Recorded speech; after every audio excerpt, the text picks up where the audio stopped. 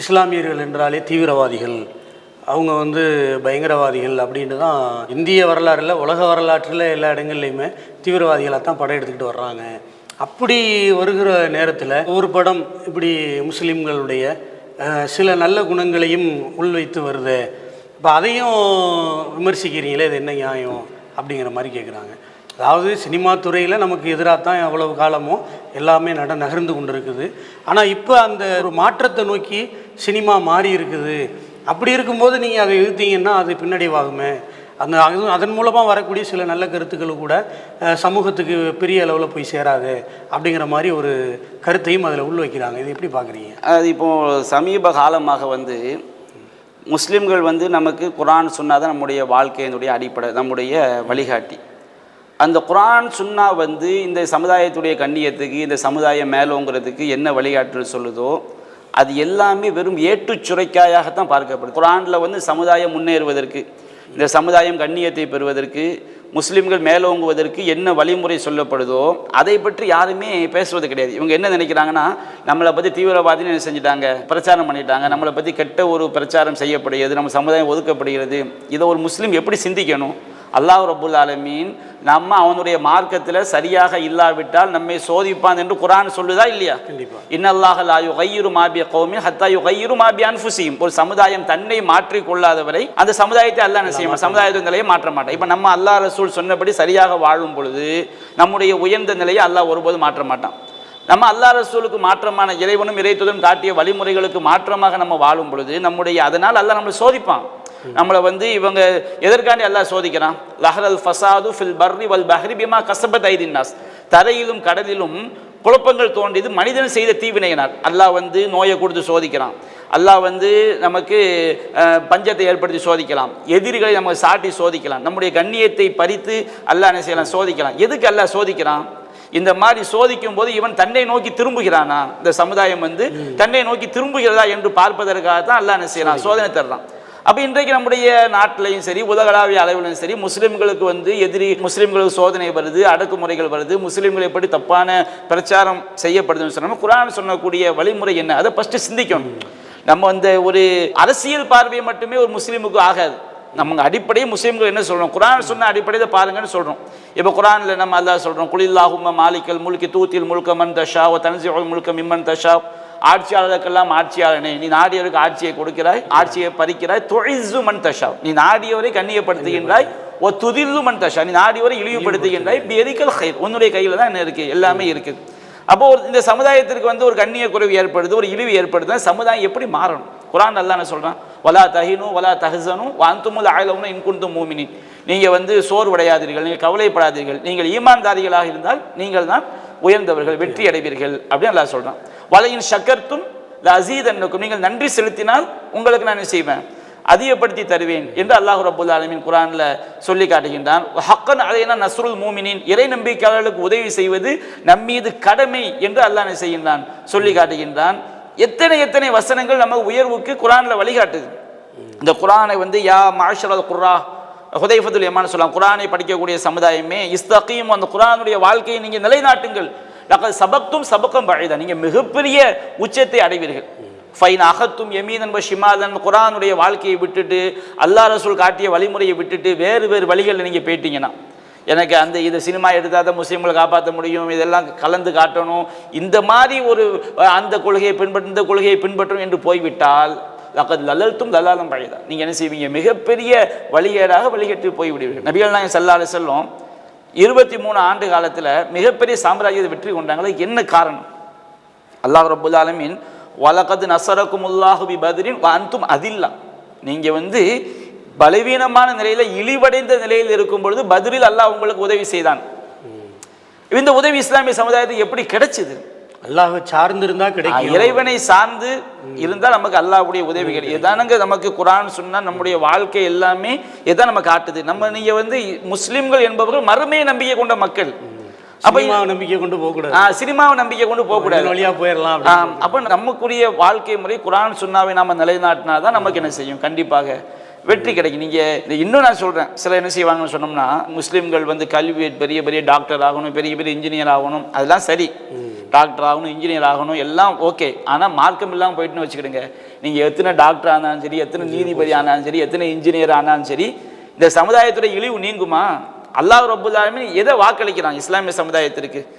வயின் தன்சுருல்லாஹ் என்சுருக்கும் சப்பித் அக்தாமக்கும், நீங்கள் அல்லாஹ்வுக்கு உதவி செய்தால் அல்லாஹ் உங்களுக்கு உதவி செய்வான், உங்கள் பாதங்களை உறுதிப்படுத்துவான். இது அல்லாஹ்வுடைய வாக்குறுதியா இல்லையா? எவ்வளவு விஷயங்கள் நமக்கு மார்க்கத்தில் சொல்லப்படுது.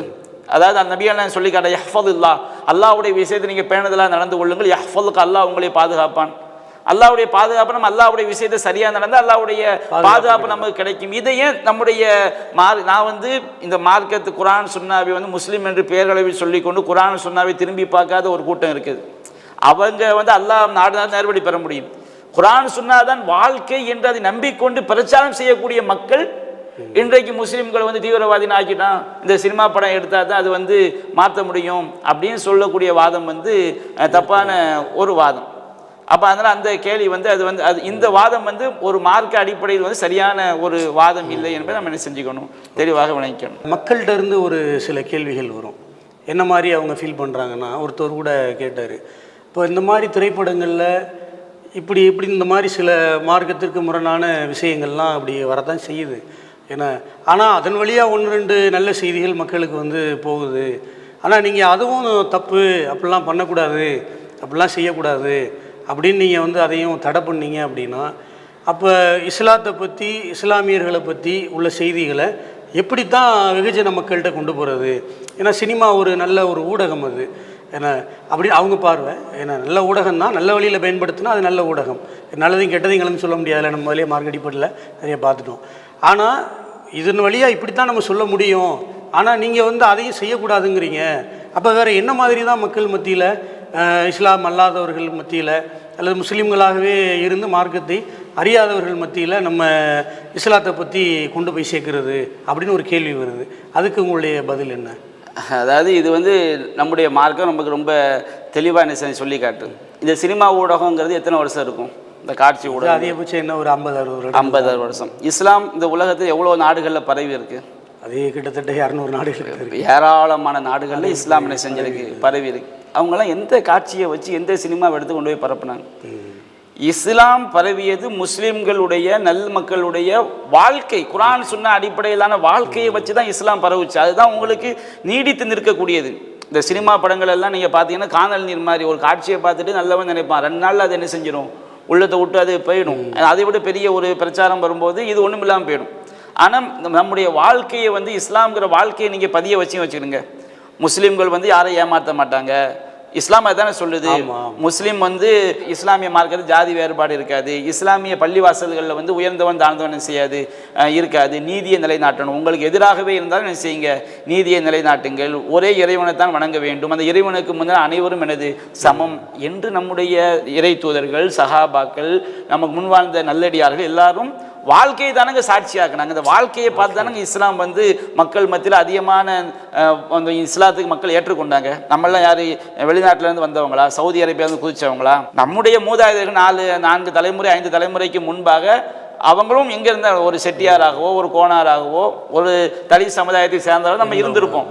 அப்போ நமக்கு ஏற்பட்ட அடக்குமுறைகள், முஸ்லீம்கள் இஸ்லாம் சொல்லக்கூடிய பிரச்சாரம், அந்த இஸ்லாத்தை கொண்டு வந்து நம்முடைய மூதாதையர்கள் சேர்த்தது. இப்போ என் கடையலூர் எடுத்துக்கிட்டிங்கன்னா தர்கா வழிபாடு இருக்குது, தர்கா வழிபாடு தப்பு. ஆனால் அந்த தர்காக்கள் அடங்கப்பட்டிருக்காங்களா, அவங்களுடைய வரலாறு என்ன? இப்போ இங்கே சேகனான்னு ஒரு ஆள் அடங்கப்பட்டிருக்காரு, கபூரில் போய் கேட்குறது தப்பு, அது ஷிர்க்கு. ஆனால் இவங்க வந்து பல வரலாறு என்ன சொல்லப்படுதுன்னா, கேரளாவில் இஸ்லாத்தை சொல்லி, கோட்டாரில் நாகர்கோவில் இஸ்லாத்தை சொல்லி, பொட்டல்புதூரில் இஸ்லாத்தை சொல்லி, மாதிரி மேலப்பாளையத்தில் இஸ்லாத்தை சொல்லி அப்படி கடையநல்லூருக்கு வந்திருக்கிறாங்க. நீங்கள் பார்த்தீங்கன்னா இந்த கடையநல்லூர், மேலப்பாளையம், பொட்டல்புதூர் அங்கே உள்ள கிராமங்கள், அதே போன்று நாகர்கோவில், கோட்டாரி, இதில் எல்லாம் சில கலாச்சாரம், கேரளா எல்லாமே சில கலாச்சாரம் ஒரே மாதிரி இருக்கும். கடையநல்லூர் மக்கள் தான், ஆனால் இந்த கடையநல்லூர் மக்களுக்கு இஸ்லாத்தை கொண்டு வந்து சேர்த்தாங்க. சினிமா போட்டு காட்டிய இஸ்லாத்தை கொண்டு வந்து சேர்த்தாங்க. இஸ்லாத்தை வாழ்வியலாக என்ன செய்தார்கள், கடைபிடித்தார்கள். இந்த மார்க்கத்தை கொண்டு போய் என்ன செஞ்சாங்க, சேர்த்தாங்க. அப்போ இன்றைக்கும் இஸ்லாம் வந்து உலகத்தில் என்ன செய்து வளர்ந்து கொண்டு தான். குர்ஆன் சுன்னாவை எந்த அளவு நம்ம கொண்டு போய் சேர்க்கிறோமோ அதை படிக்கக்கூடிய மக்கள், அதை கொண்டு போய் சேர்க்கும் போது அதை விளங்கி வரக்கூடிய மக்கள் இருக்க தான் செய்கிறாங்க. இன்னும் சொல்லப்போனால் இந்த சினிமா ஆபாசம் எல்லாமே ஊறி திளைத்த நாடுகள் எதுன்னு சொன்னோம்னா மேற்கத்திய நாடுகள். ஆமாம். அந்த மேற்கத்திய நாடுகளில் வந்து இன்றைக்கு என்ன பண்ண இஸ்லாம் வந்து வளர்ந்து வரக்கூடிய ஒரு மார்க்கமாக என்ன செஞ்சுக்கிட்டு இருக்கு, இருந்து கொண்டு இருக்கு. இன்னும் சொல்ல போனால் ஸ்பெயின் இருக்கு பாருங்க, ஸ்பெயின் வந்து இஸ்லாமிய நாடாக இருந்துச்சு, முழுக்க முழுக்க இஸ்லாமிய ஆட்சியில் இருந்துச்சு. ஆனால் இன்றைக்கு இந்த ஸ்பெயின் வந்து கிறிஸ்தவ நாடு. அந்த ஸ்பெயினில் வந்து ஒரு காலத்தில் இஸ்லாமிய நாடாக இருந்த அந்த ஸ்பெயின் வந்து அது இன்றைக்கு இஸ்லாம் வளர்ந்து வரக்கூடிய நாடாக இருக்குது.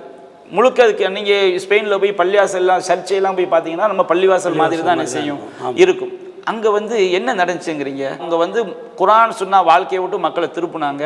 மது, ஆபாசம், சினிமா எல்லாத்தையும் மக்கள் என்ன செஞ்சாங்க, சகஜமாக்குனாங்க. இன்றைக்கு ஒரு முஸ்லீம் நாடாக இருந்து இஸ்லாம் இல்லாத ஒரு நாடாக என்ன செய்து விட்டது, மாறிவிட்டது. அப்போ இந்த இஸ்லாத்தை நம்முடைய சமுதாயத்தை நாம் பாதுகாக்க வேண்டும் என்றால், அல்லாஹ்வுடைய உதவி நமக்கு கிடைக்க வேண்டும் என்றால், நாம் கண்ணியமாக வாழ வேண்டும் என்றால், நமக்குரிய ஒரே வழி நம்முடைய மார்க்கத்தை நாம் பின்பற்றுறது தான் அதுக்குரிய ஒரே வழி.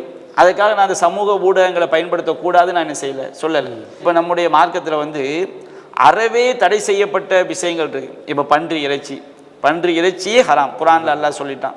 மது அது எந்த ரூபத்தில் வந்தாலும் அது என்னது ஹராம். சூதாட்டம் இதெல்லாம் ஹராம். ஆனால் சில விஷயங்கள் இருக்குது அதுவே ஹராமாக என்ன செய்ய முடியாது, எடுக்க முடியாது. இப்போ ஒரு கத்தி இருக்குன்னு வச்சுக்கிடுங்க, கத்தியை வச்சு ஒருத்தன் கொலை பண்ணவும் செய்யலாம், நல்ல காய்கறி அறுக்கவும் செய்யலாம். அதே போன்று இந்த செல்ஃபோன், சினிமாங்கிற ஊடகம், ரேடியோக்கள், தொலைக்காட்சிகள், இணையதளங்கள், இது எல்லாமே வந்து அந்த பொருள் அப்படிங்கிற அடிப்படையில் பார்க்கும்போது அது ஹராமான விஷயங்கள் கிடையாது. ஆனால் அதை நாம் எதற்கு பயன்படுத்துகிறோம் என்பதை பொறுத்து அங்கே என்ன செய்யப்படுது, ஹராமுக்கு பயன்படுத்தினா அது தப்பு. அப்போ இந்த சினிமாங்கிற தாக்கம் செலுத்தக்கூடிய ஊடகம் சொல்கிறீங்களா, நம்முடைய கொள்கைக்கு மாற்றம் இல்லை, நம்முடைய நம்பிக்கையை பாதிக்காத வகையில், ஆபாசங்கள் இல்லாத வகையில், ஹராமான விஷயங்களை, மார்க்கம் தடுத்த விஷயங்களை போற்றுதலாக காட்டக்கூடிய அடிப்படைகள் இல்லாமல், ஹபீபில் அப்படி தானே காட்டுறாங்க. பல விஷயங்கள் மார்க்கம் தடுத்த விஷயங்கள் எங்களுடைய பழைய காலம், நாங்கள் ரொம்ப பெருமைப்படுறோம்னு சொல்லி போற்றுதலுக்குரிய விஷயங்களை என்ன செய்கிறாங்க, பல விஷயங்களை காட்டுறாங்க.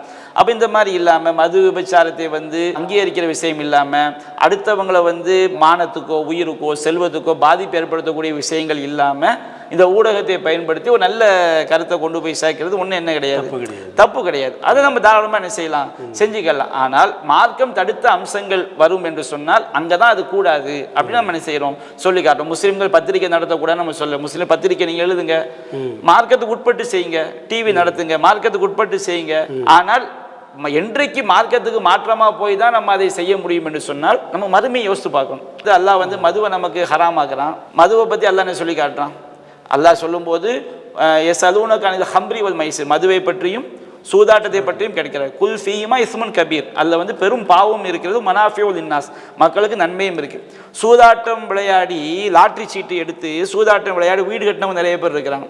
அப்போ லாட்ரி சீட்டில் 1 கோடி ரூபா விழுந்துன்னு வச்சுக்கிறீங்க, வீடு கட்டுறாமா இல்லையா? லாட்ரி சீட்டில் 1 கோடி ரூபாய் ஒருவனுக்கு விழும், பல ஆயிரம் பேர் லட்சம் பேருடைய காசு என்ன செய்யாங்க, பல குடும்பங்கள் அடி வைத்து கஞ்சி வயிற்று நிரப்ப கூட காசு இல்லாமல் லாட்ரியில் விழுந்து கிடக்கிறாங்க. மதுவில் வந்து சில நன்மைகள் இருக்கு, அவன் பயங்கரமாக உழைச்சிட்டு வந்து சாராயம் குடிச்சான்னு வச்சுக்கிடுங்க, அவனுக்கு ராகத்தாக இருக்கும். ஆனால் அவனுடைய அறிவு அங்கே இழக்கப்படுகிறது, அவனுடைய குடும்பம் நடுத்தருக்கு வருகிறது. பல பிரச்சனைகள் மதுவினால் ஏற்படக்கூடிய கேடுகளை வந்து நம்ம கணக்கிட்டு அவ்வளோ பெரிய கேடுகள் இருக்கு. அப்போ அல்லாஹ் என்ன சொல்கிறான், அதில் உள்ள பயன்களை விட அதில் உள்ள கேடு என்னது, அதிகம்.